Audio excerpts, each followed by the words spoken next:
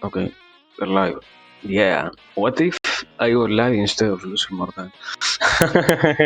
Hello, everyone. I think I lost like 5 minutes or so trying to finally wake up. My God, what a beautiful thing it is to rest the body and the mind. Ah. Anyways, here we are. I think I forgot to do almost everything. So give me a second.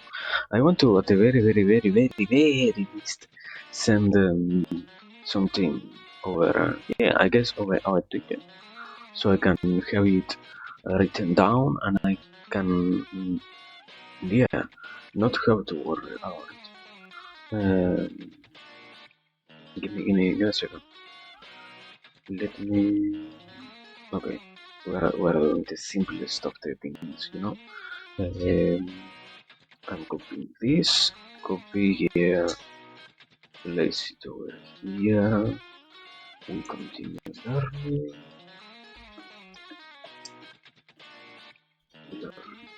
Well, after so much time using literally one hand to write things down, I finally am developing. Well, not that much. Like how much? 1 week, 2 weeks or so of trying to use one hand to write things. Well, not to write, more to type things because I mean I always wrote with only one hand. I'm not polyvalent in that sense. So, anyways, after typing with only one hand and even more with my right one, I have been slowly finding on myself more and more the capacity to do them more proficiently. With time, obviously. Not completely every single occasion, but rather over time being more and more capable. So yeah, I guess it feels kind of great to have that. And it feels kind of great to know that I can properly do it. Let me anyways, let me finish writing this. Uh,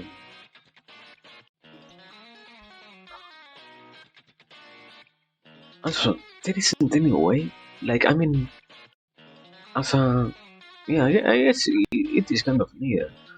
As a content creator, if you aren't going to give us all the facilities that are, I don't say needed, but rather useful to have at hand when it is about creating content and when it is about also having, so to speak, things that have to deal with all of the, you know, ah, the link, the link, that is all of the aspects of going live and making a short notice about all of that and giving people the chance to know that this is happening right now and not that yeah, you know that this isn't going to be I mean as it is kind of eradicated by the platform itself, in which you kind of expect people to perform enough to the degree to which they can prove or they can bring others to their streams with such a consistency that when these tools are lacking, it feels weird, you know, because it is obnoxiously unnecessary to lack so many parts to this in general. Um, but I don't think there is any real culprit here. I mean, you always have the possibility of trying to find culprits, but in these such cases, I don't think you gain anything at all. But you know, it is more like you simply decide to complain because you feel like it is worthy, not because it really is worthy. I mean, when we come into the acceptance of the idea itself of maybe not complaining so much, um, probably, we wouldn't be really caring so much about these things. But I mean, at the same time, you need to feel and you need to touch something that could be. kind of, yeah, something that might as well feel like part of your responsibility. I don't think it is a need, but rather an instinct to devoid it from your real mm, capabilities of finding that and making it others' problems, so to speak. Like, trying to always find not a culprit, but more like somebody who is in charge in reality. And you yourself end up completely, so to speak, you always can stop trying to get, not ahead, rather, you can always try to stop losing your time in all of that cycle. I mean, but how is it that one can do that properly? Yeah, I don't think I have the response yet. So, well, anyways, I have this over here. I think it should be properly on the scene itself. Let me share. There we have it. There shouldn't be any weird thing at the margins or anything like that. The only okay, I think I know what is lacking here, and that was for me to speed up until it properly started. Because yeah, holy fuck the audio! What the fuck? Once again, this is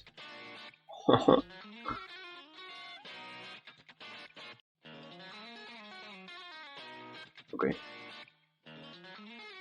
Okay. I never saw that. They finally also acknowledged that the audio itself is horrible. Amazing, my brother. Amazing, beautiful. Anyways, there it is. There we have the video.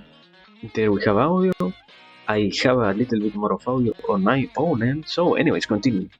Last time we discussed Let's see. how Holy people can shit. approach psychological issues in terms of experiments and at least correlations in some cases, or causal studies through experiments. And we discovered that if you think about money, what happens? On average, You get you depressed. become more self. We discovered that if you just change the way that men and women approach each other at a dating, change their external behaviors, particularly by who's approaching what.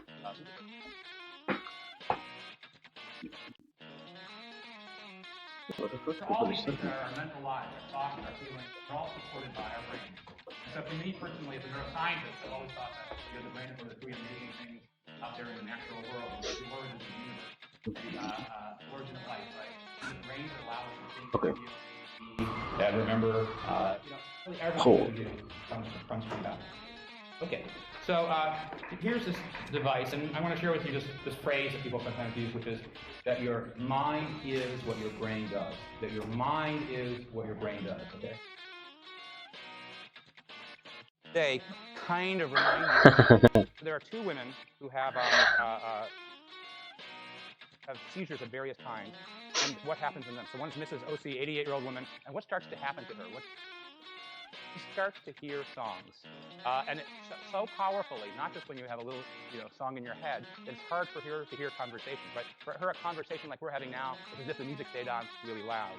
It turns out she's having temporal lobe seizures. The temporal lobe are the parts of the brain that are terribly important for hearing, so music is something that we hear.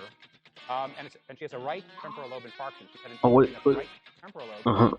Music, it was right. for most of us, is more dependent Shut on up. right There it is. so that makes it unusual. And how does she feel about the whole process? So what's generating the songs, though? What's generating the songs that she hears? Anxiety, probably. Yeah, her memory, Or her brain, right? Because in epilepsy, what's happening? Neurons are firing.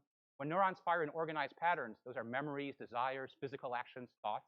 When they're firing for no good reason, like in epilepsy, some brain difficulty, they just start firing. But the neurons that happen to be firing will drive certain mental processes that they normally support. In this case, the neurons that are firing away are ones that are involved in memory for songs, perception for songs.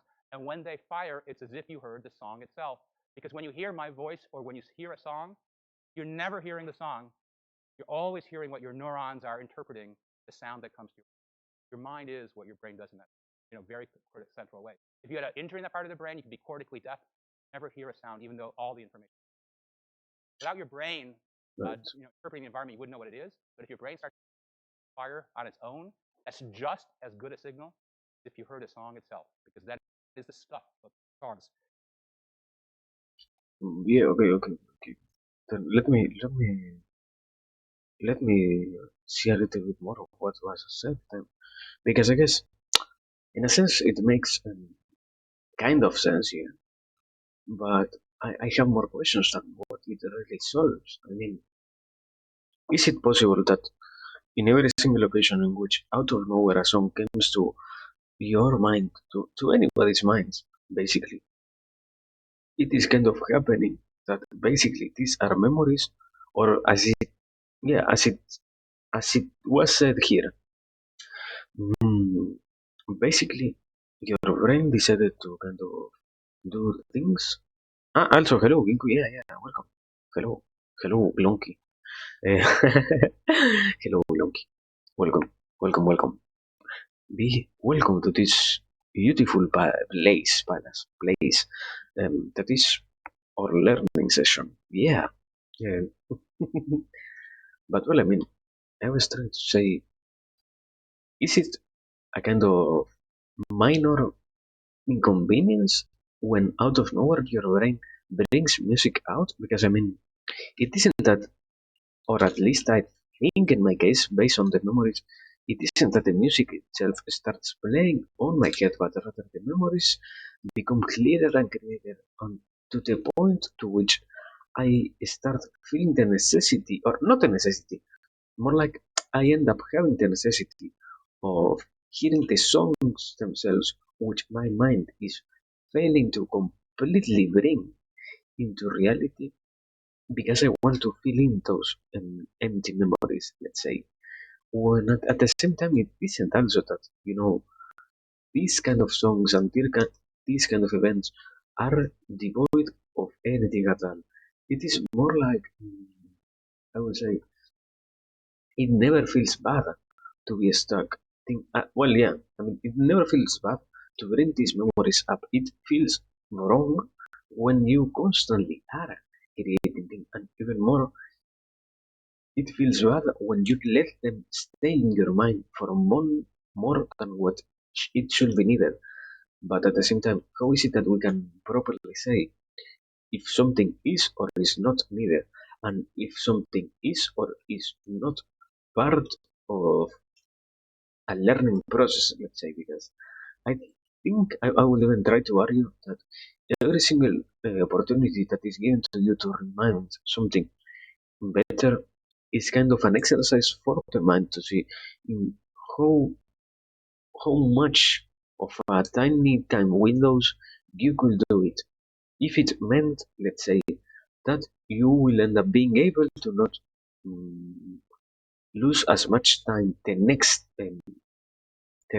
chance that this is going to happen to you, let's say. But I guess I guess at least so far understandable. So she enjoyed it actually. She declined taking anticonvulsant medications because she felt it was a portal to her past. Right? She could the songs that she heard were ones that reminded her of her life and were kind of pleasant to hear. It was like being a nonstop highlight film of her life. Okay, or highlight MP3. Okay. So now an opposite This. response to a similar phenomenon comes from a Mrs. OM in her 80s. She hears songs, but she also hears a lot of ringing and hissing. Okay, it's not limited to the song itself. She doesn't mention any of this for how long? 4 years. She's Yes. hearing ringing, hissing songs. She knows because her mind is fine that they're coming from nowhere but inside her head, but she doesn't tell anybody. That's a huge burden, right? And why doesn't she tell them? Yeah, especially if you're in your 80s and you're going around saying I'm hearing things, right? People go, okay, we're putting you in the old age home, right? You're out of it, okay? So she Yeah. doesn't want to give up her freedom, and she gets a short playlist, just 3 songs, and hears them over and over and over again. You may have had the experience that some songs you hear for a while you like them more, and then you get tired of them. Okay, if you had only 3 all the time every day in a bad version that was hissing and ringing, you'd get pretty tired of the songs too. Um, that stops by anticonvulsant medications and medications that stops the seizure, stop the songs. It's sort of a beautiful story when 2 opposite emotional responses for how your mind is, what your brain does. Now, from this, the fact that songs are played back as if you had pulled out, songs from your computer or mute shelf somewhere, you might think that the brain retains these records perfectly throughout life, and epilepsy will just sort them. But we'll come back to that later on and say that very much we don't think memory. But we do remember songs that are important for us. And if our brain just starts firing in the same place where we store those songs, hear them just as feel as your cortex hears it when it hears the actual song. Because that's the place. So Okay, but well, I mean, the question that I want to ask is it possible to activate those neurons manually? I don't think so. I mean, how no, yeah, I don't understand to that degree, my man. I do not envision a world in which I could somehow manipulate my own brain to start triggering things and to start making things work in a different way and all of that. I mean, no, no, no. I don't think about it like that. I don't see if it is possible. I will guess it is. It is better to not even worry about it, than to keep being worried and to keep being kind of lost in the idea of could I or could I not bring these memories back. And yeah, I mean, yeah, I don't know. It was only a question that was born out of curiosity, nothing else. No other real meaning or value at all behind it. Yeah, I don't think there is anything at all aside from that one in particular that is worth to keep analyzing. But aside from that one, also I have been kind of interested in seeing this. Why is it that you're into different things like if they were kind of the same? I mean, it will be kind of the same degree to which sometimes we take the things that are part of our, so to speak, body. Like we have pain, we have okay, let's say we have a fracture. When we have a fracture, we tend to think once that it is the most painful thing, and others that it is the, the thing with which we need to take the care at most in the soonest amount of time possible, or in the nearest instant possible, because it needs to be solved. While others, when they have to face such amounts of pain, end up being overwhelmed by it. I don't think to that degree, it would be kind of the same. I mean, the yeah, I guess two completely different outcomes end up almost, at least to me, signaling that even if the situations feel like they are similar, a lot of other factors need to be taken into account. I will say, like, why will we try to consider one particular view when we never know how many of those are around us, and even more, how many of those are we going to effectively use for the sake of our arguments, let's say. I guess, I don't know, I don't know. Continue. I kind of understand it also from the side of this needs to be a lecture, not a fucking preaching. So yeah, continue. this is the kind of evidence that, at least in some sense, your mind is what your brain does. And so here's this amazing brain. It's about 2 to 3 pounds, right? But every thought and feeling you'll ever have, every physical movement, every desire, every thing that you're proud of or ashamed of that crosses your mind, is supported by this structure. Um, I'm going to talk a little bit about the neurons, just a little bit about the neurons that compose the brain, a little bit about a quick tour to the gross organization of the brain. We'll come back to many of these structures Wow. as they're relevant to different things like memory or emotion, personality later in the course. Talk a little bit about the enterprise of trying to say which parts of our brain support which parts of our mind, missteps about that, famous cases about that that have turned out to have roughly the right message. And then a little bit more, we'll focus on hemispheric specialization, the thing in humans, where our left hemisphere and our right hemisphere are organized to accomplish different things for different mental functions, and the surprise from split brain or chemisobotomy patients that these different mental lives that support on different parts of the brain, that they can live in isolation, they don't even know. So let me rephrase this. As you sit there, you have the thought is you might have independent parts of your mind supported by independent parts of your brain. And at any one moment, your consciousness might be in one part, might move to another. Just like there's all these people in this room, your brain might be all these things having their own independent thinking lives. Okay, they have to interact a lot, but how much might they be independent modules in your brain that are doing their own thing? And now you're thinking about music, and those turn on, and that's where your consciousness is. Now you're thinking about history. Now you're thinking about dinner tonight. Different parts of your brain turn on, and that's where your consciousness is moving one part of your brain to the other. Different parts keep. Okay, so let's see how plausible is that.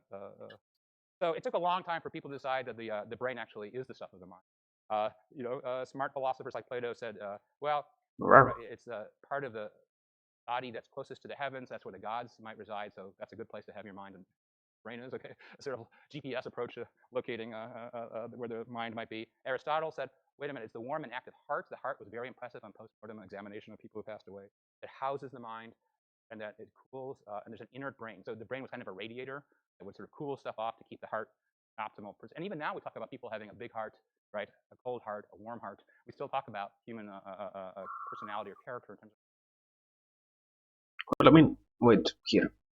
There are also the things that I want to add. First and foremost, in the particular sense of talking about cold-hearted, hot-hearted, and all of that, or warm-hearted, it was literally shown in the last class. I mean, that the ways in which we tend to relate to others through physical media or through physical mediums is explained as to we understand that something being cold or hot tends to be, in the case of cold, kind of damaging, in the case of hot, kind of pleasing to have. So it is understandable. And I don't think you can simply, because you out of nowhere now know that heart and brain are not the same or do not have the equal same function, you are going to get rid in the whole society of the message itself of, the heart, you have a great heart, you have a hot, warm, cold, and all of that. And on the other side, I want to know, is this, I don't, I hope, probably this is a little bit outdated, taking into account that it is from 2011, because on other sides, I have learned from example that then it is true that the brain probably does the biggest quantity of functions in terms of neurons, but at the same time, it also is true that not only the brain does that, but also we have neurons spread all around our bodies. Every single organ that we have and that we, yeah, basically we possess has a pair of neurons on themselves. And not only that, in the sense of, obviously, muscles are the biggest kind of whole, so to speak, organ that we have. Aside from the fat itself, the so to speak, the skin that is also another kind of organ and all of that. Aside from those neurons that specifically have the function of telling the body where is it that something is happening, so to speak, so that we have a proper, not only interoception, but also knowledge about the potential threat, but to use the term of threats so that we can properly guide the rest of our body to attend to those necessities. Be it that we end up being struck with something, we end up being, so to speak, properly damaged, properly stabbed, properly anything at all, so that we know where the pain itself is located so that we can deal with it. Aside from those two situations, we tend to not completely understand what is the purpose of having so many neurons inside. For example, the second most neuron filled organism is the heart, thing that we cannot completely comprehend because it exceeds the amount to which you could kind of excuse it in the sense of, yeah, you have neurons in your heart because they are there to regulate at which rate the heart goes, at which rate it shall not exceed itself, at which rate it also should not lower or should go lower than and all of that. But I guess it is kind of weird, I guess. I can't completely understand it. I can't see it as clear as I would like to see it. But I mean, yeah, basically that. At the very least, it is kind of sad to see that some information might not be present because this ends up being an older class. So, well, continue. What? What? Galen said that the PC? brain was surrounded. There's ventricles in the middle of the brain that have fluid, cerebrospinal fluid, and he hypothesized that the brain was the packing material, okay, that protects that fluid hang on to that fluid. That's all your stuff. We're going to cram a lot of stuff around it, right? Like the bubble pack that comes in the boxes. Okay. And of course, now we know it's the opposite way around. The mind is in the physical, the dense part of the brain, not that. And then, ideas from Descartes. The pineal body is one of the very few structures. It's the midline of the brain that doesn't have a thing on the left and a thing on the right. They thought maybe that's where things get unified. What the fuck? Wait. What the fuck happened, YouTube? My brother, what? Why did you change Windows? What? Eh? According to this recap, I have watched one day and 11 hours worth of Tupo in November. Only in November. Following content Wait, is what? provided under.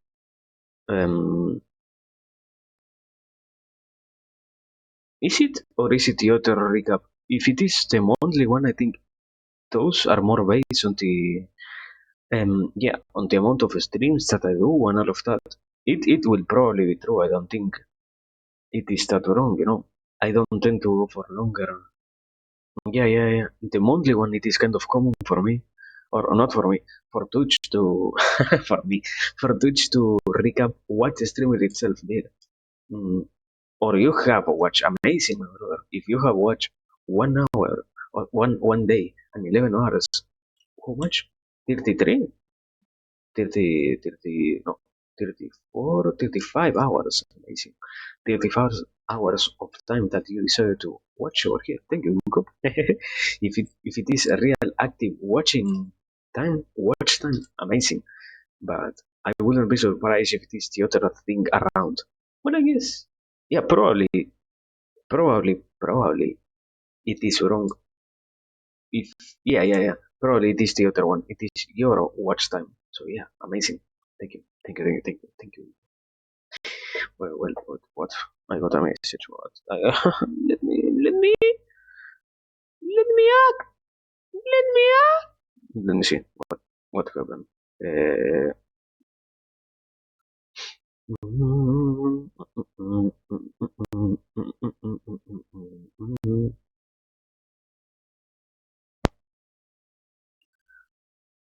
give a fucking second.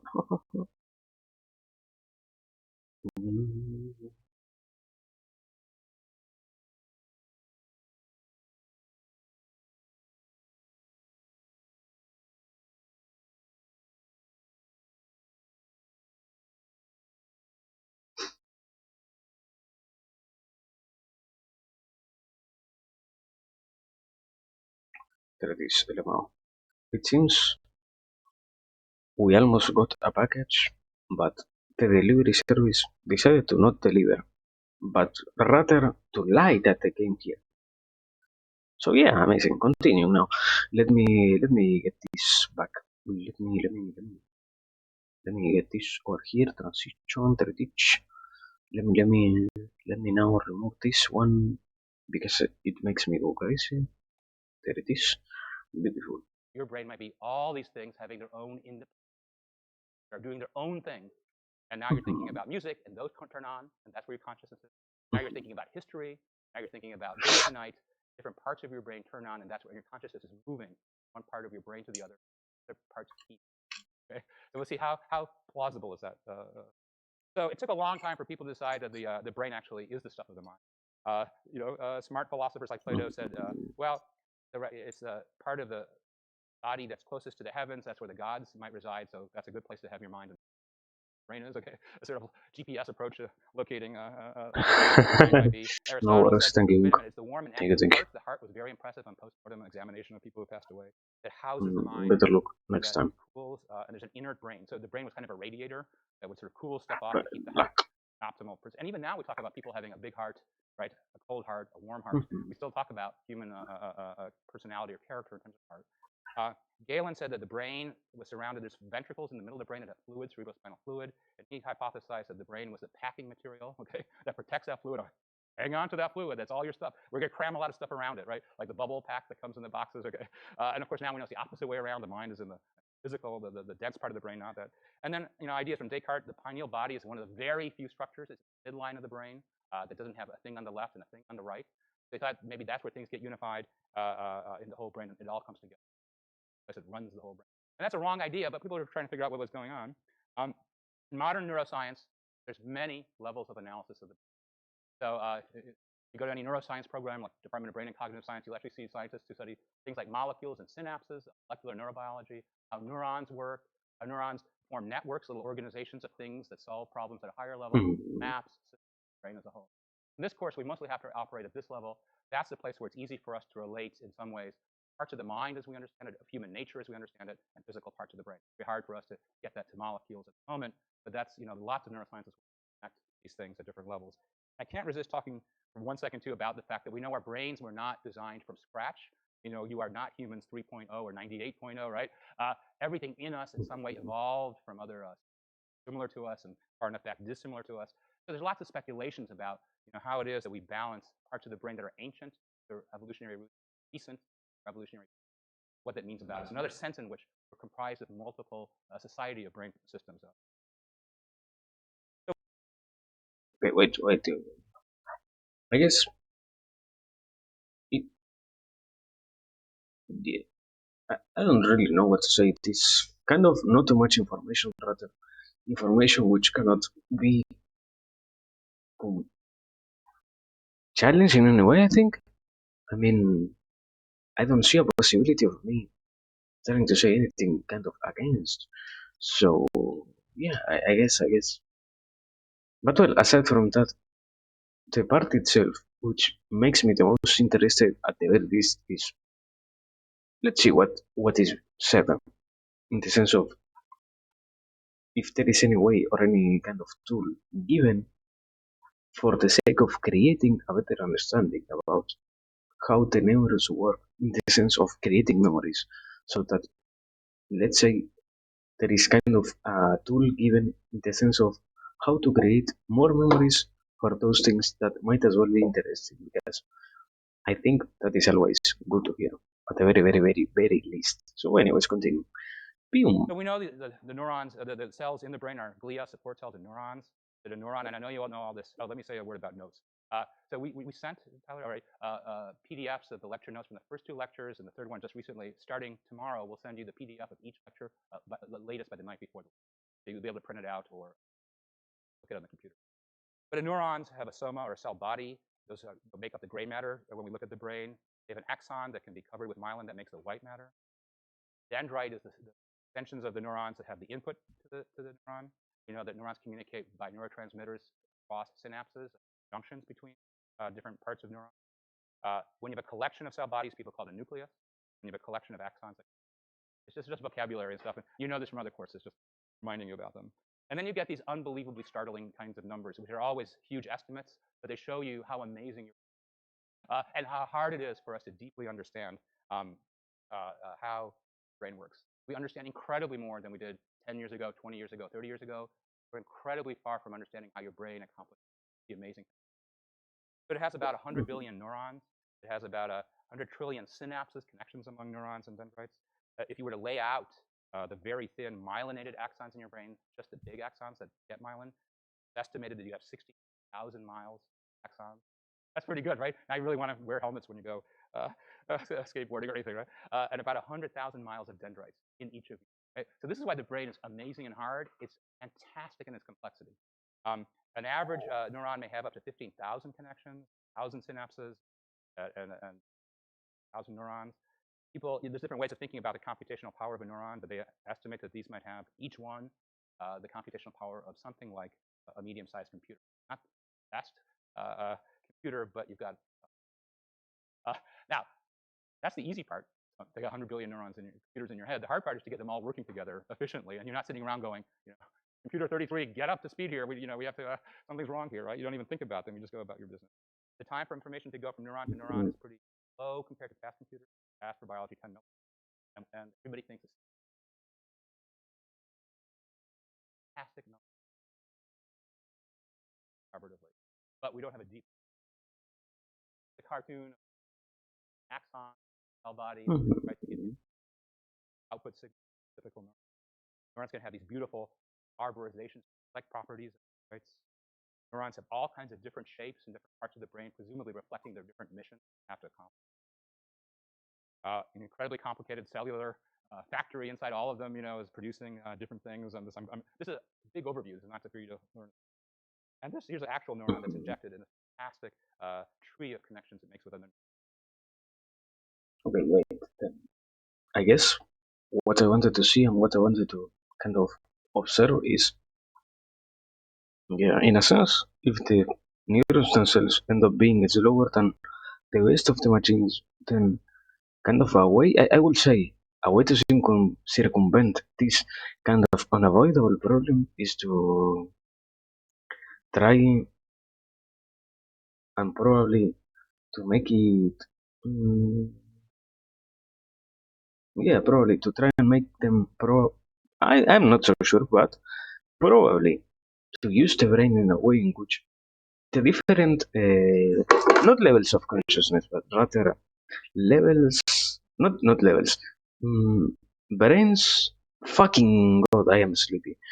The different pathways of visualization and also even more of clear understanding about the events that happen in your life, mm, need to be interconnected in a way in which you are paying your utmost attention to them so that you can, so to speak, have, while, let's say like this, while it might seem that you are only focusing once, you are using multiple, so to speak, lines, trains of thoughts, let's say, to analyze the same thing and to come up with different answers for all of those problems. If that is the objective, if not, I guess a good way to say it is, even if you are not trying to solve any problem at all and you are only trying, okay, well, there, it is a problem by itself, but the problem of trying to understand other things also could be faced by this another way. Like you're letting your brain work to the utmost of these different capacities so that it can bring out the best and the most notable, mm, yeah, parts into a reality because it was created and because it was intended to work like that.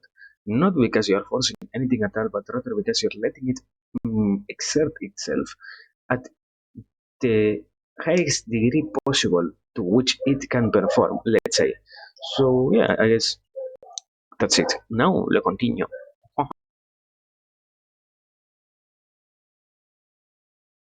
Here's a cartoon of a synapse, a place where neurotransmitters a signal from one axon to dendrite, for example. Here's an actual picture.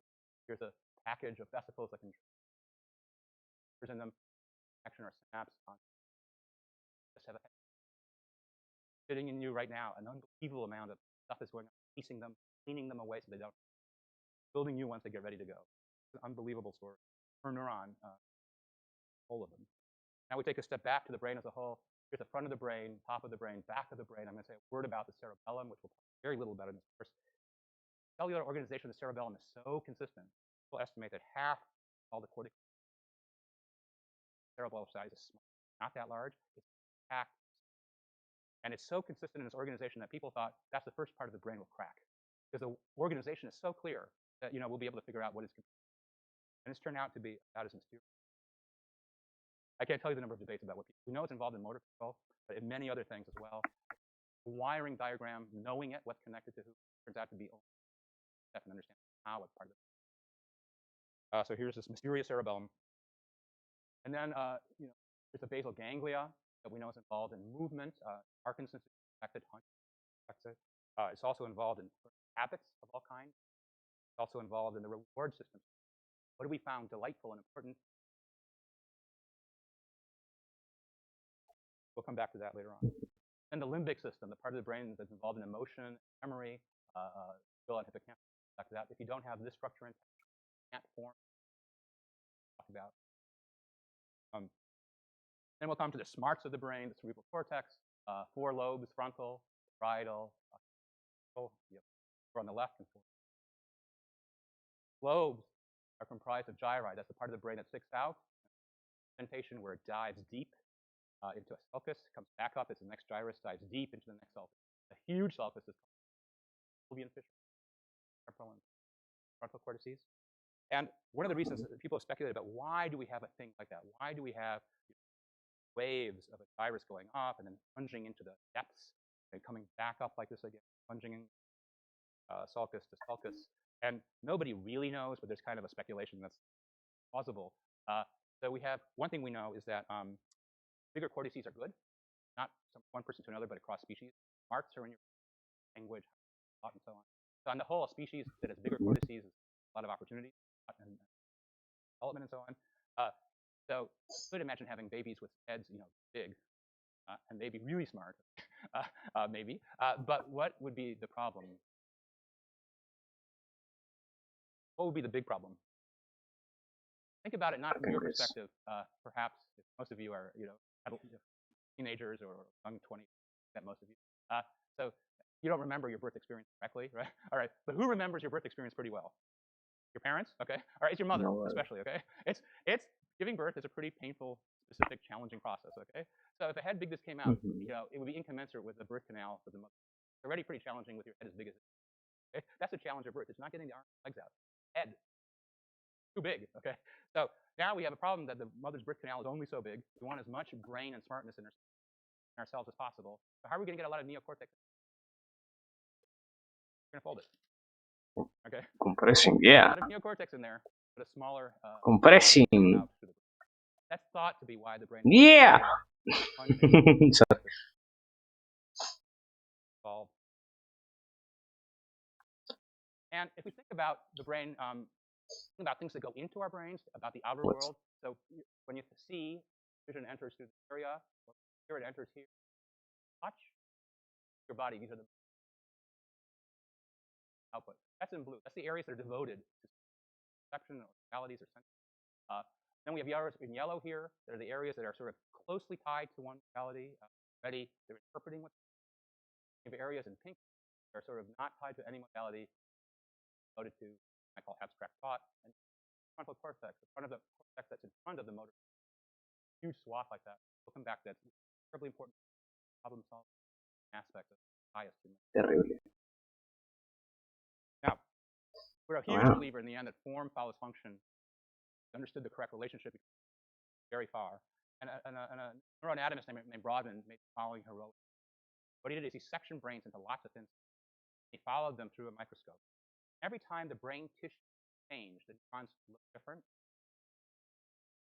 Okay? So he started in something like area 1. Neurons look pretty similar, and he's moving, moving, moving, and then all of a sudden they start to look different to neurons. That becomes, something like area 3. Moving area 4, moving area 6. So every time the neurons look different to his Mhm. eye, it's a new number. The idea being when the neurons look different, they have a different job to do. That part of the brain does something different. And there's lots of debates about the best way to do this or different interpretations, but something like this holds true. Cellular organization of the brain reflects that part of the brain, part of your mind. And then we have simplified color pictures of this.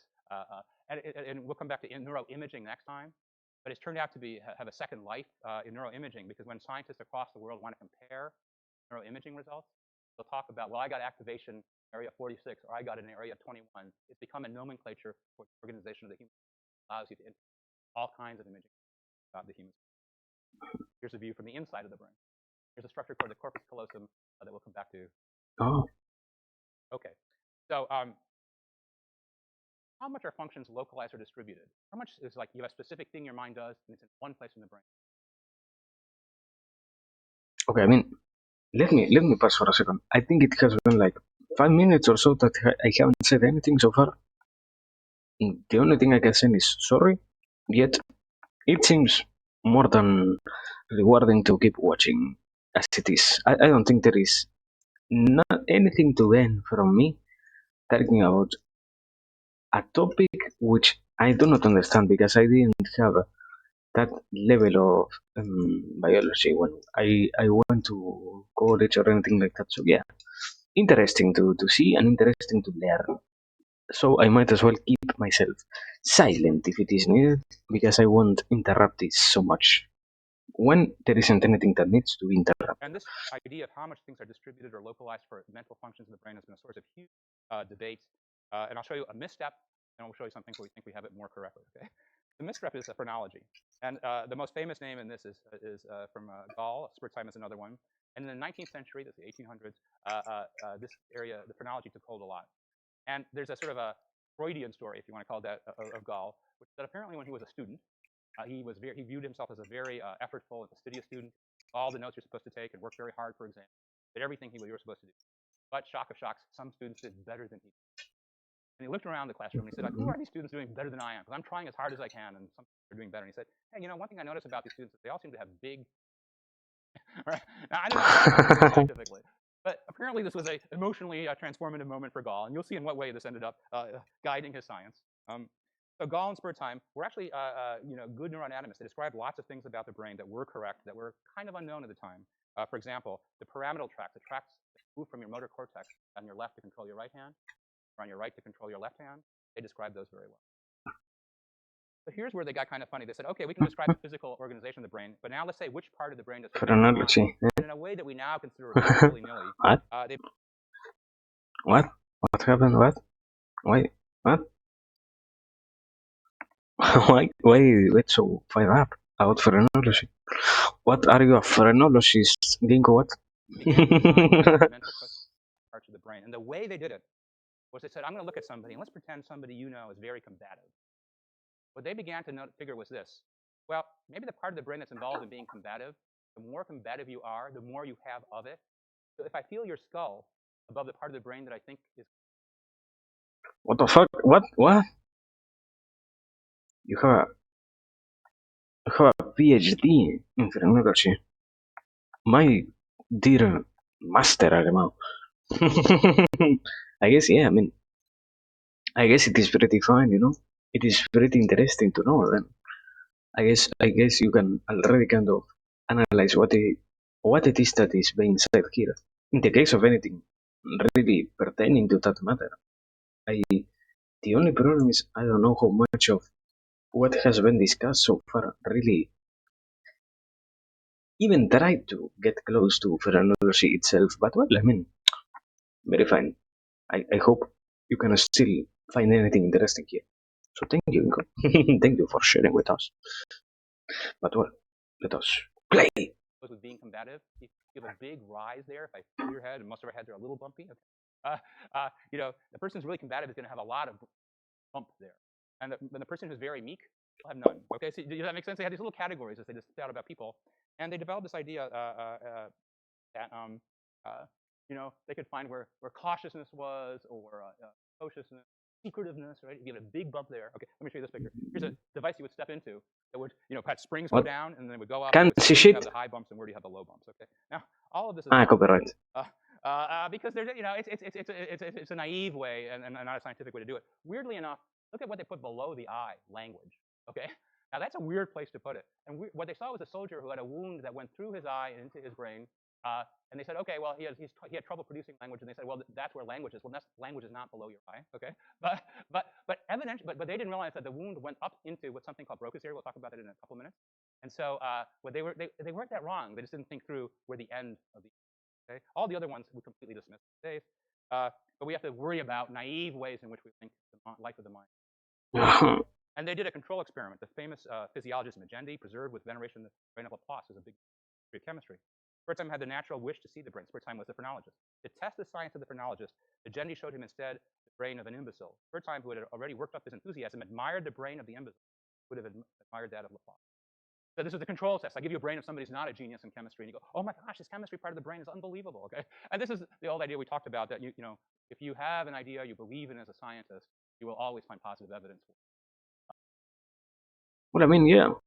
And in another sense, when you kind of, in modern standard terms, when you hype yourself up for certain events, no matter what you see, or no matter how kind of different the outcomes are, as long as you sustain that desire of amusement, you will end up being amused, probably by new and different things, and probably more than anything else by the unexpected, because life itself tends to be contained, so to speak, in things that escape our understanding, not because we do not have the capacity of really understanding what it is that is happening, but rather because we never expected them to happen at first hand, and therefore accepting those concepts and integrating them into the whole reality that gets displayed in front of us ends up being more of an important matter, let's say. So yeah, I guess that.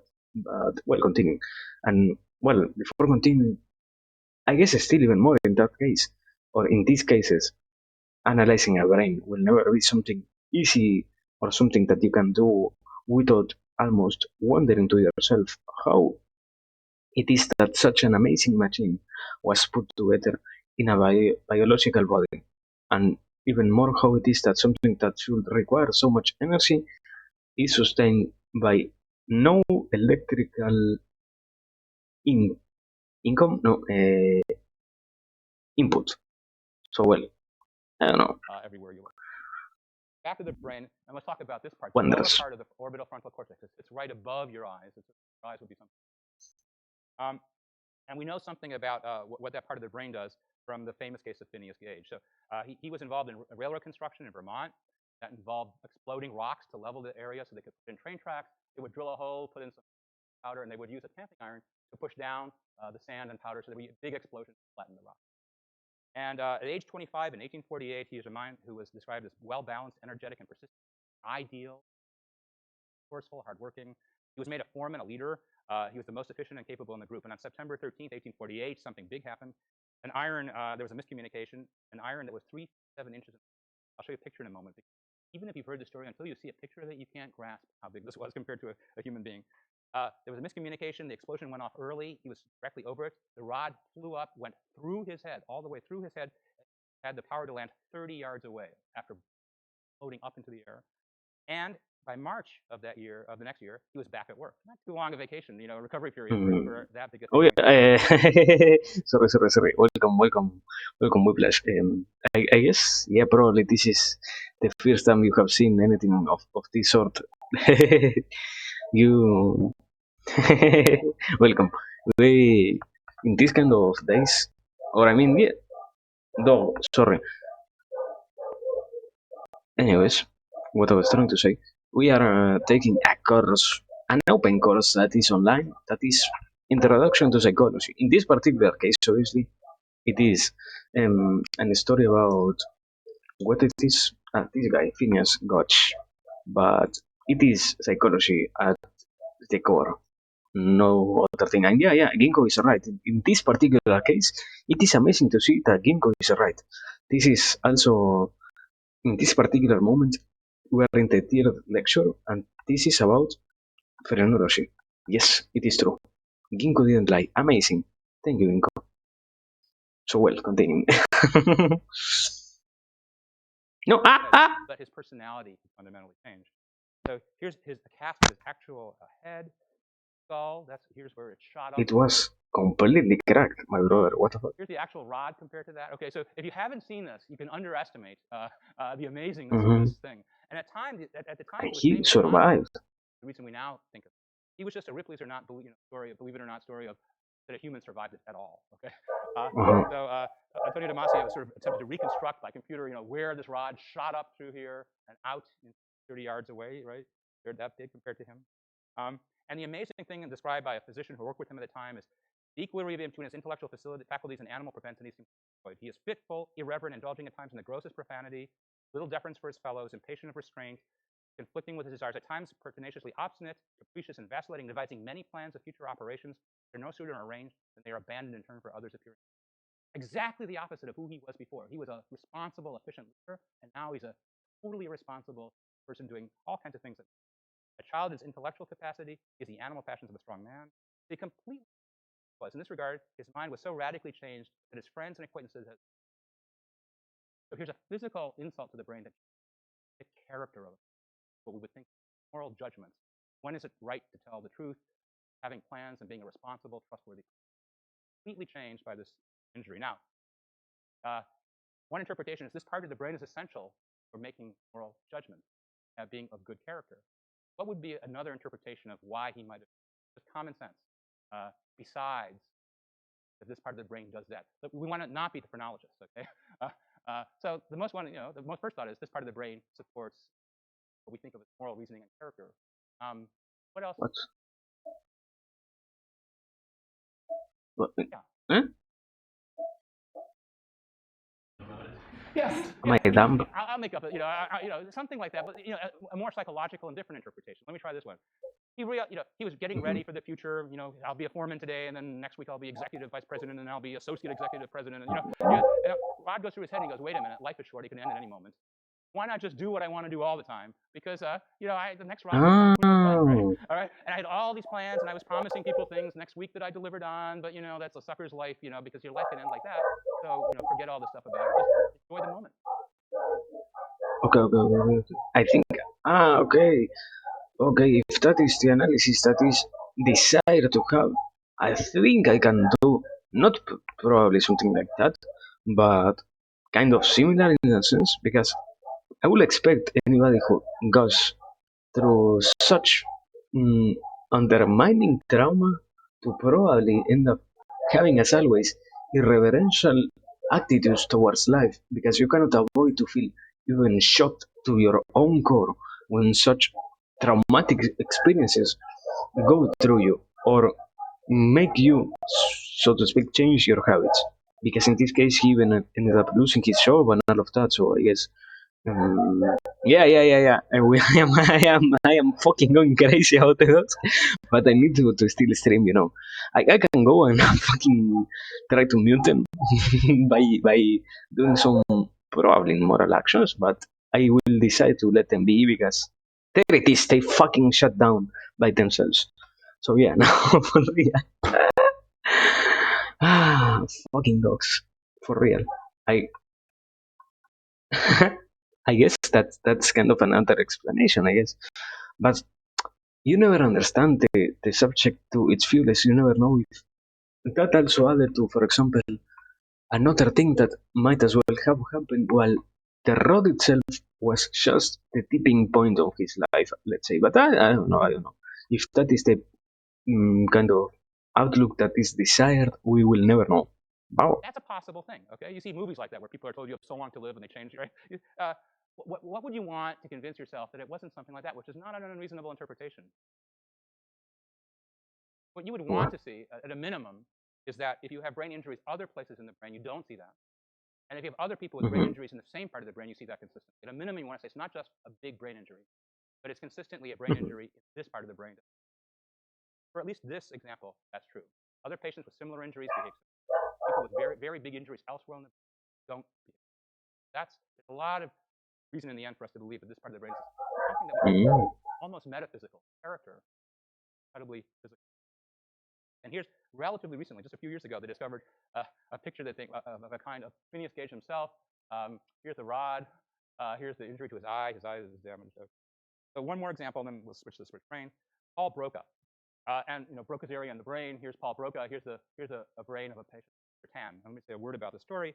So in France, a number of people observing patients with injuries had talked about that the left side of the brain is important for speech. Till then, there had not been much ideas that the left and right were fundamentally different. So there's always sort of a background before the discovery. And there's a talk in 1861 which describes a man who lost his speech but understood everything said to him. He couldn't produce speech, he could understand speech. His intelligence is still unimpaired, his speech is. And then Broca heard that talk and he went back, and 5 days later, a patient named Labourne who had lost his speech, he could only say two things, tan, and he could swear like crazy, okay? And our current thought about that is swearing that's emotional, intuitive, not the one where you think, okay, I'm going to swear now to scare somebody, but the one you stub your toe in the middle of the night and you really let out a curse. We think that's guided like an animal cry by the basal ganglia. Okay? Those heartfelt, really emotional cursing is not really language. It's actually the same cry an animal makes on injury. Okay, and uses some of the same neural circuitry. But for higher level cortical stuff, the only word he could say was tan. He died in 1871. They looked at his brain and they found this change in the left frontal cortex, and we now call that Broca's aphasia, the inability to speak despite the presence. Mouth can move, and you can understand language pretty well. We'll come back to that. So we talk about Broca's area and Wernicke. The Broca's area is important Mm-hmm. for production, and here's the kind of damage. And we'll come back to Broca's aphasia later. So this is a big hint. There's something different between the right and left hemispheres. Now, in what percentage of people language, especially speech production, predominantly in the left? And our best answer for that comes from something called the WADA test.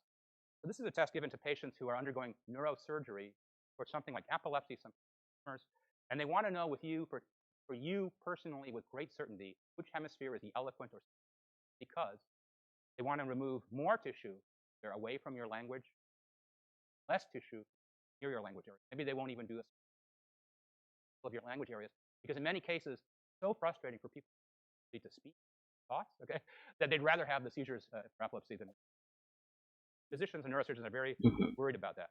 So what they give you is they give you a test where they put in a drug called sodium amytal, they inject it into your femoral or carotid artery, speeds up, and the way that the vasculature is between the two hemispheres, it mostly cuts down the operation. If you're injected in this artery, it'll left. This one, it will shut down. While the patient has one hemisphere turned off, they know this because, for example, let's say they shut down this hemisphere with the injection. You're waving your arm, it falls down because your motor system controls your arm. Blind in this field, we'll talk about that. Many of the mental processes, and they'll test you like crazy to see if you talk. Say, what are the days of the week? What's your name? Name these pictures, okay, until the drug wears off. Then you come back 2 days later or a day later, and they'll inject the others. And they'll know with near certainty which is the side of your brain that does it. And best estimates are that something like 90% to 99%, even left-handers, mostly speaking. Because these are patients with epilepsy, we're not quite sure how they generalize to everybody. We wouldn't do this with typical people because these kinds of tests are invasive and a bit risky. But our best estimates are that if you're right-handed, it's almost certain to speak from your left hemisphere. Left-handed, about 80% of left-handed people also speak. So it doesn't go by handedness, which makes handedness a bit more of a mystery. So now switch from gray matter discussions to white matter. In the middle of your brain is something called the corpus callosum. Here it's viewed from the middle. If you cut the brain, 200 million myelinated fibers that connect similar areas from the left and the right. This is what hooks up left and right hemisphere from spot to spot. Here it is connecting in side view. So it's a huge white matter area, corpus callosum. And people noticed it because it was so striking, but they couldn't figure out what it does. And it kind of started to figure a little bit in philosophical debates. Would a divided brain, if you cut the brain down the middle, would it lead to separate stores of mood, predisposition, knowledge, and memory? That is, if your two halves of your brain were divided from one another, would you be sort of two people? Okay? Now, we're not going to do that to you, right? But the fascinating thing is, okay, are you two people to start with? Talk to one. And William McDougall said, well, the unity of consciousness does not depend on the unity of the nervous system. Volunteered for commiserotomy, but got this corpus callosum. Erickson noted in 1940 that epileptic become generalized convulsions, often in animal models.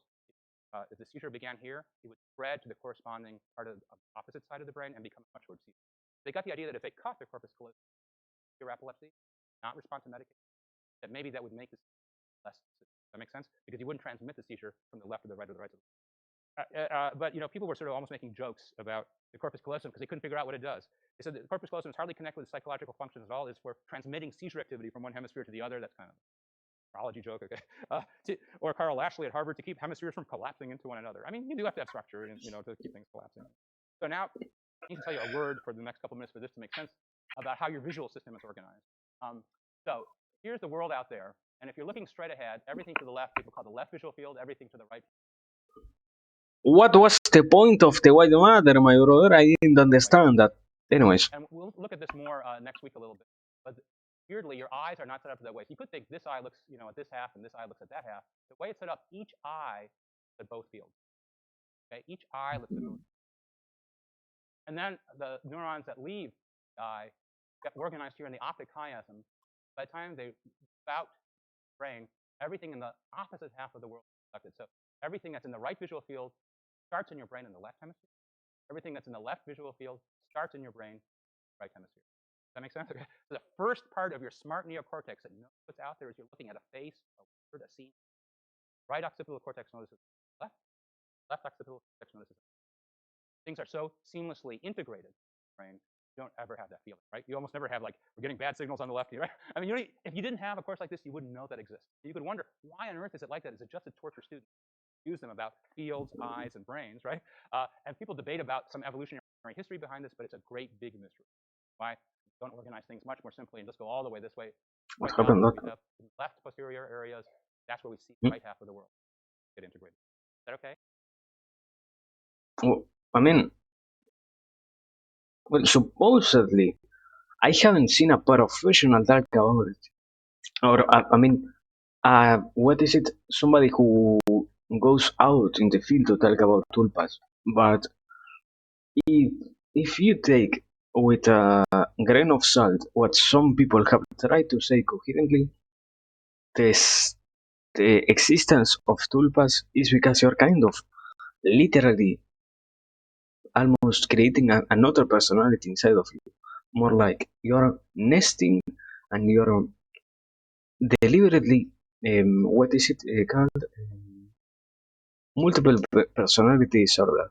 But in this case, you it is weird because tulpas in and on themselves are almost very non-analyzed. I think aside from internet, almost no real analysis has been done about tulpas. It could be that it is because of that. It could be that the tulpas themselves are created because you're, so to speak, every day working on such an idea that they end up being a reality. It is a lot of things. It is not simply something so small. And the sad thing, I guess, is that we could have at this point in time probably a logical analysis and even more a correct guide on how to create toolpaths if it is something that anybody feels like doing. Yet we, as of today, do not have them because nobody has really researched that topic. But I guess I don't know. I guess toolpaths, It's toolpaths kind of rock. awesome that our left hemisphere Wow. knows their right hemisphere, left hand. So at least that's the same story. Right? Opposite hemisphere controlling in the opposite field, opposite hand. So imagine these kinds of patients who had the surgery, Hmm? divided the corpus callosum for treatment of epilepsy. Let me tell you a couple things. Clinically, pretty rarely done. There weren't that many of them. It's pretty rarely done now. First. Second, the first thing that people noticed was it didn't have much of an effect on the fascinating story. Nobody noticed anything for decades because they didn't have the right questions to ask. It was these patients are not like astounding patients. I can't believe when I see them. Right? They seem pretty much like the same as they were. I'll show you a video in a couple of minutes. They're not looking unusual in most ways. But when people figured out what to ask of them, they saw remarkable things. Two minds. Here's how they saw that. If they showed them a picture, let's say, of a spoon and a picture of a cup, simultaneously in the field, they would be up briefly and go. But it's easy for you to see a spoon and I saw a cup. It would say, what did you see? The person would say, a cup. That would be it. Okay? What did you see? A cup. Because the information in the right visual field goes into the left hemisphere. That's the speaking hemisphere. So left hemisphere says, I saw a cup. The right hemisphere saw this perfectly well, typically not the speaking. That information is locked, right hemisphere, and it doesn't have access to part of the brain. Each hemisphere had its own experience. Only the left hemisphere speak. You would integrate this information instantly via the corpus. Hemisphere only knew. So here's another example. Not only that each hemisphere only knows what it knows, but it's completely ignorant that the other one knows. It's as if the two of you are sitting next to each other, okay, and don't know each other and not passing notes or tweeting or whatever. It's as if do you know exactly what the person next to you is? Well, you might, no, not necessarily, right? Okay, so that's exactly what it is like. Like you're in one person in their brain, in their skull. So they would show them a square in the left visual field and a triangle in the right visual field. You would say, I saw a square, I saw a triangle. What do you want? Here's what happens. They're asked to say, what did you see? And behind a board, draw. Okay, the board is there, so it's not confusing them. So here's what they say. What did you see? I saw a triangle because it's in the right field. It goes into their visual area in the left hemisphere. That's the speaking hemisphere. But if they're drawing with their left hand, what do they draw? Square. Because the right hemisphere saw a square, so the left hand is drawing, it draws a square. So simultaneously, they will say a triangle. The hand behind the board will draw a square.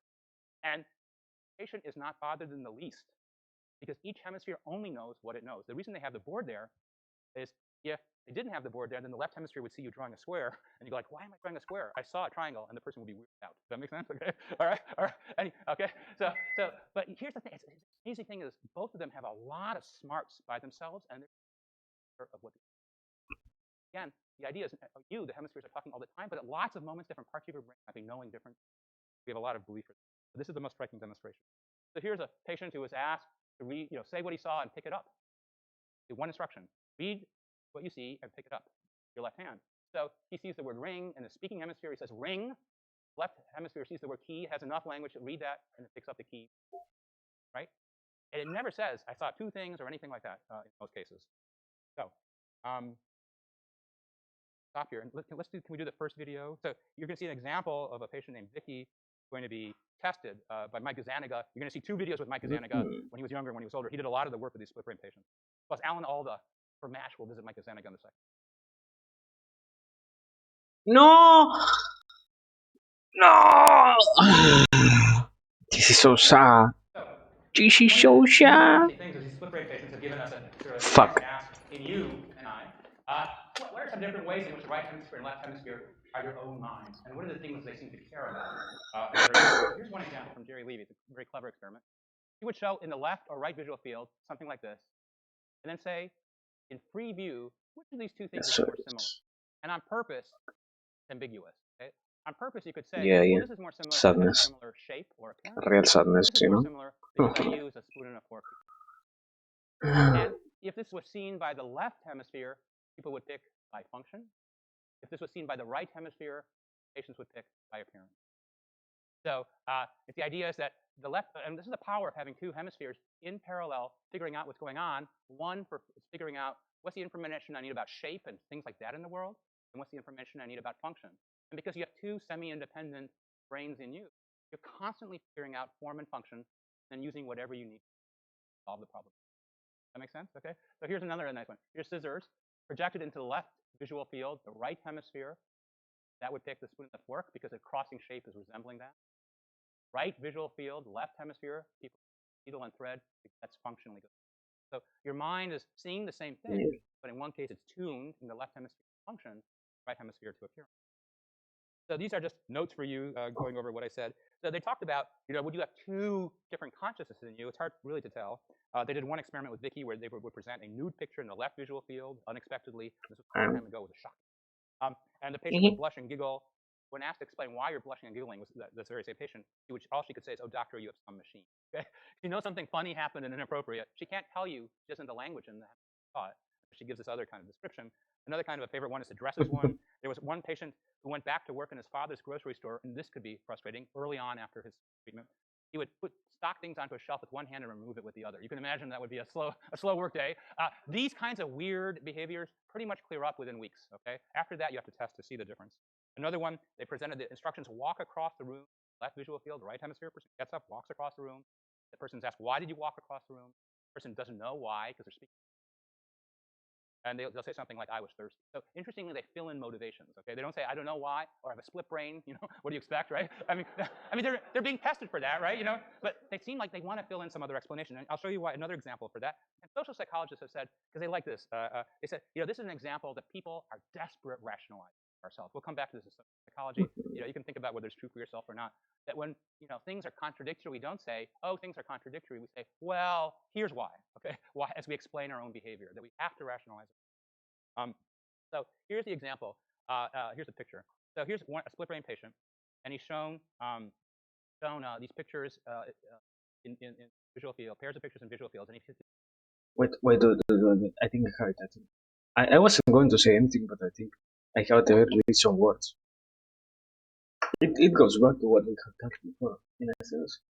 We desire to have so much rationality around us and even more a sense of secureness because we understand what it is that is happening in our immediate environment that we end up developing the constant attitude towards giving everything a reason because at least on my mind it is kind of very natural to see that when you lose or yeah, when you do not develop the ability to be a rational human, let's say, you do not have that inner desire to constantly make sense out of everything. For example, those who were alienated from society and those who never had contact with society until they were a lot older didn't have that same problem and didn't need or lack the well, no, kind of the opposite. Yeah, they lack the interest of basically understanding everything. They literally went with their lives almost in an animalistical sense. As yeah, okay, I don't. It doesn't matter if I don't completely understand what it is that is happening around me. As long as I am safe, I am good. So yeah, but I don't know what. What was the question? Why did he raise this? Did I miss something? My visual campus miss something? What happened? there's supposed to be two of them in free vision that relate to what he sees. Okay, so Here's the picture that he sees. Boom, this goes up and goes away. Now both hands go and pick something related to what the person just did. Okay? So this is shown briefly, it disappears. This hand, right? The chicken went to this part of the brain that controls this hand, so the claw goes to the shoulder, okay? This hemisphere saw a snowy scene, controls this hand, and it goes for the shoulder. So now they're going to make the patient confront the weirdness of what he just did, okay? His hand went out. Each hemisphere points to what it saw. And again, his answer could be, I'm in an experiment. You're constantly tricking me. I know that, okay? Basically, they know that. They're in an experiment. But his answer is, I saw a claw. That's the speaking hemisphere. I picked the chicken. Okay, that's fine. Left hemisphere is speaking. Now, and then you have to clean out the chicken shed with a shovel, okay? You understand? He's creating a story to make his behavior seem correct, right? Rather than just saying, I'm an experimental subject and that's why you're testing me. Here's the last thing I want to show you, for 2 minutes, and I'm going to show you a film that touches on this. Psychologists are interested in understanding also in what way we see the forests, trees. You see the bumper stickers, think globally, act locally. Talk about global and local, parts and whole. So the whole here is H. The locals are S. Does that make sense? It's a way to operationalize an experiment, looking at the whole versus looking at the forest. Here the whole is a C, and the local elements are O's. And there's a painter who did beautiful pictures. You'll see another example, but he made whole faces out of vegetable parts. Okay, you see that? Every part here of this face, if you look at it piece by piece, is vegetable or fruit. All right, so it's a sort of play on this thing, and you'll see in the movie that way. He made the whole face out of the parts of this. But here's what split brain patients do, and I'll show you something else. They're asked shortly after surgery, copy this. It's right in front of them all the time. There's no one field. It's right in front of them all the time. Just copy what's right in front of you. If they do it with their left hand, right hemisphere, you see that you get the forest but not the trees? Here's the trees, and they don't look that good, honestly. But still, there's some Y-ish thing there. Copy this. It's right in front of you. If it's the left hand, you get the forest but not the parts.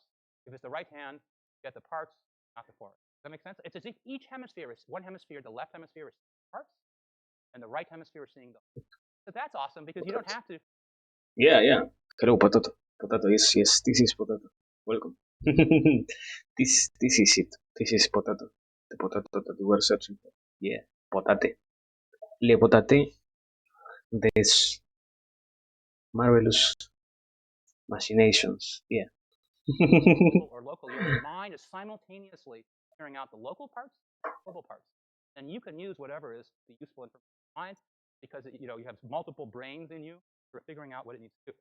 Last thing I'll show you, and then we'll do one more video. Here are patients who have What the fuck? Injuries after stroke. Okay, it's the same idea though. So here's what they have to copy. It's right in front of them. Just copy it exactly. That's all they have to do. The patient has damage on the right, so he loses his sense of there's lots of Z's, that's the parts perceived by the intact left hemisphere, but the right hemisphere is not giving very much information about the whole. Here's another patient with left hemisphere damage. That person fails to appreciate the parts, but gets same thing down here. A patient with right hemisphere damage appreciates the parts, intact left hemisphere, but doesn't appreciate the whole right hemisphere. Conversely, here's the injured left hemisphere. That patient copies the whole. The right hemisphere gets it. Left hemisphere is. I mean, at the same time, it isn't that they perform so badly. I mean, for example, on the second example, on the triangle one, at the very least, you have 3 lines. At the very least, the M1 is completely random, my brother. The right damage is not even sensical compared to seeds only, nothing else. Almost shapeless seeds. I don't know about. Right in front of them, they're copying it. But if your brain is injured, it no longer appreciates that a whole exists, that a part exists. It's as if it wasn't there. So that's how much our mind is what our brain does in this regard. And so if we do the last video, you'll see that again. No! I mean, fuck! No. Any questions on what you saw? So I would say, Nothing more. neurons are unbelievably, we can't even begin to figure out your brain at the neuron level. It's so far from that. The big message from this last part, besides hemispheric specialization, is that your brain, and we'll show you this over and over again in this course, is a society of semi-independent brains doing their own thing, sharing information as needed.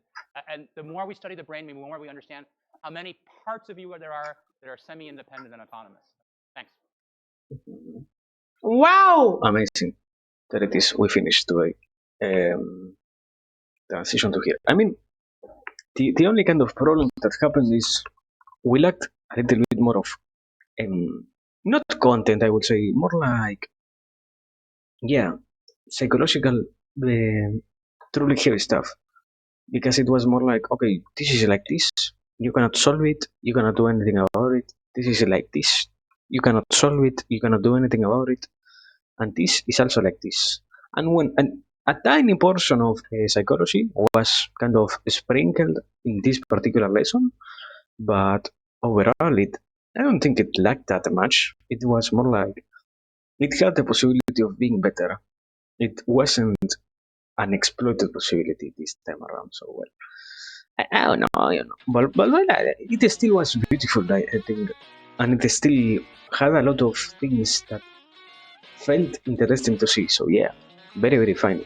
Even if it is true that it wasn't that heavy in some senses, and because yeah, beautiful. Now let me find somebody to save because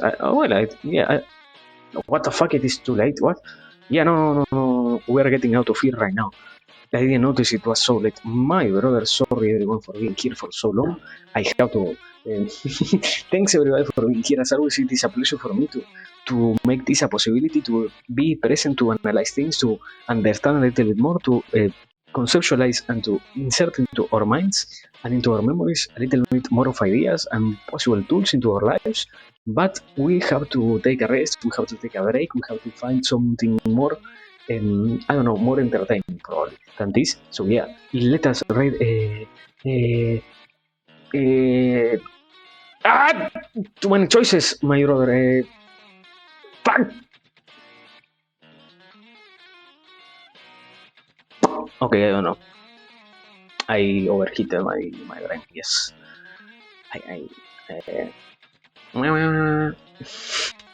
let me do the most simplest of the choices. This one. Why? Because it seems to be the easiest one. Yeah, but I cannot stay anymore. And also, oh my god, yeah, I forgot to say that I saw it and I had it on the back of my mind saying, hello, Crankrat, thank you for being here. You were here, I think, at the very least for how much? Like the last 20 minutes or so. I don't know. So yeah, thank you. Sorry for me. Sorry about not saying anything. I didn't mean to. I didn't mean to, to not say anything. Sorry. It went over my head because I think we were discussing something. I think, but it still is only an excuse. So yeah, welcome. I hope you had a great stream. That's what I mean. So yeah, that's it. As always, please, people, take care. It is great what we have here, but we still need to, let's say, do other things to entertain ourselves and to find other more cheerful sides to this life. Now we are leaving with a ride to Melon Melon for a second time. Amazing. And yes, I repeat my choices. Sorry. But I try my best to do that. Sorry. And well, as always, people, the most important thing, and also no problem to you, thank you for looking. As always, thanks to everyone for looking, for watching the world, for chatting, for everything. But now it is time to rest, and we will find ourselves in the next opportunity that life gives us. Because now, and this time for real, wait, because I forgot something. There it is. There it is. No, good luck to everybody, and thanks. This is a pleasure. But we will find ourselves in the future when it is a possibility for us to come back here and to do some more pondering. Now, for real, we're raiding. Melon to Melon playing Pokemon. Raid! I think there is a little bit of lag, so raid. There it is. Wow.